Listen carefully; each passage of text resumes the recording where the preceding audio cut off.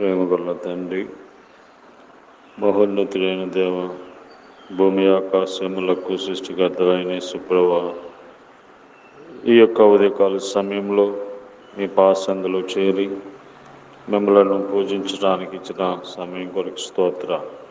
రాత్రంతా కాపాడి మా ఆయుష్ని మా దినాలు పొడిగించి మాకు ఇచ్చిన ఈ ధన్యతను బట్టి మిమ్మల్ని స్తుతించి ఆరాధిస్తున్నాం. ప్రభా, మేము నిర్మించబడిన రీతి మీకు తెలిసే ఉన్నది.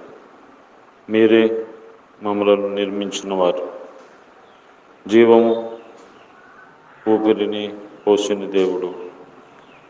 ఆయన ఇంతవరకు మమ్మల్ని నడిపిస్తున్నందుకు స్తోత్రాలు. ఈ ఉదయకాలంలో మనుదిన జీవాహారమైన నీ వాక్యము ద్వారా మాతో మాట్లాడుతూ రండి ప్రభా. ఎవరికి మాటలు అవసరమో అందరి హృదయములు ఎరిగిన దేవుడు కనుక మీరే వారి వారి అక్కరతను బట్టి మీరే మాట్లాడుతూ రమ్మని యేసు ప్రభు నామములో ప్రార్థిస్తున్నాం తండ్రి, ఆమేన్. జీవించుచున్నాడు యేసు ప్రభు, నా హృదయములో ఉన్నాడు. కష్టములలో నా సహాయుడై నిత్యము జీవించును. మాటసే సాగరము పాయలైపోయే, కోట గోడలు కూలి మట్టమైనవి. గుడ్డివాడు దృష్టి పొందే ప్రభు మాటచే, కుష్టి రోగి శుద్ధుడాయే ప్రభు ముట్టగా.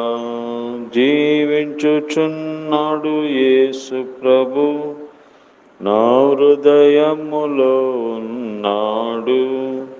కష్టములలో నా సహాయుడై నిత్యము జీవించును.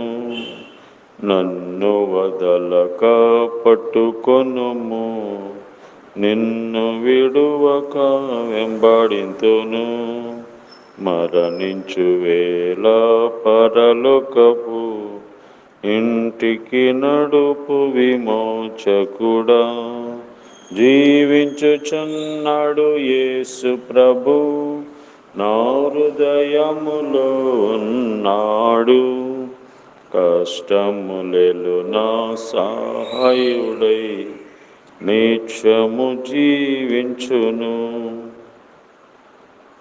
ఈ దినము దేవుని యొక్క వాగ్దానము యెషయా గ్రంథము 30వ అధ్యాయం 19వ వచనం. సియోనులో యెరూషలేములోనే ఒక జనము కాపురముండును. జనమా, నీవికనే మాత్రము కన్నీళ్లు విడువవు. ఆయన నీ మొర విని నిశ్చయముగా నిన్ను కరుణించును. ఆయన నీ మాట వినగానే నీకు ఉత్తరం ఇచ్చును. దేవుడు తన ప్రజల యొక్క కన్నీరును తుడిచే దేవుడు. ఇశ్రాయేలు ప్రజలు వారు ఉన్న కష్టముల్లో నుంచి, కన్నీరు బాధల్లో నుంచి విడిపిస్తానని వాగ్దానం ఇస్తున్నాడు. కనుక జనమ, నీవెక ఏమాత్రము కన్నీళ్లు విడువవు. ఆయన నీ మొర విని నిశ్చయముగా నిన్ను కరుణించును. దేవుడు మనలను కరుణించేవాడు. కరుణించి ఆయన మనలను రక్షించేవాడు. కాబట్టి ఆయన నీ మొర విని నిశ్చయముగా నిన్ను కరుణించును. కరుణించు దేవుడు, కటాక్షించు దేవుడు. ఎంతోమంది తన దగ్గరకు వచ్చినప్పుడు ఆయన వారిని కరుణిస్తూ వచ్చాడు. దావీదు కుమారుడా, మమ్మల్ని కరుణించుమని కుష్ఠరోగులు, గుడ్డివారు, పాపాత్ములైన వారు వచ్చినప్పుడు ఆయన వారిని కరుణించి రక్షించి స్వస్థపరిచారు. కాబట్టి దేవుడు మనల్ని కరుణించేవాడుగా ఉన్నాడు.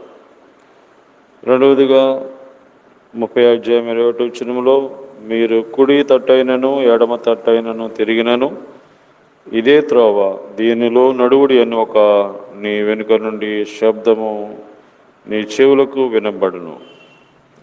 నడిపించే దేవుడు, ఇదే త్రోవ, దీంట్లోనే నడువుడి అని ఆయన మనలను కష్ట సమయాల్లో ఆయన మనలను నడిపిస్తాడు. కాబట్టి మనం దేవుని మీద ఆధారపడినప్పుడు, దేవునికి మొరపెట్టినప్పుడు ఆయన నడిపించేవాడు. యెహోవా నిత్యము నిన్ను నడిపించును. దేవుని నడిపింపు మనం ఒప్పుకున్నప్పుడు మంచి మార్గంలో పచ్చిగల చోట్ల ఆయన మనం నడిపిస్తాడు. శాంతికరమైన జన్మల దగ్గర నడిపిస్తాడు. మూడవదిగా 23 కలిమి గుండా నడిపిస్తాడు. కలిమి గుండా నీవు నీ భూమిలోని విత్తుటకు నీ గింజలకు కావలసిన వాన ఆయన కురిపించును. భూమి రాబడిన ఆహారం ఇచ్చును. అది విస్తార సార రసము కలదై ఉండును.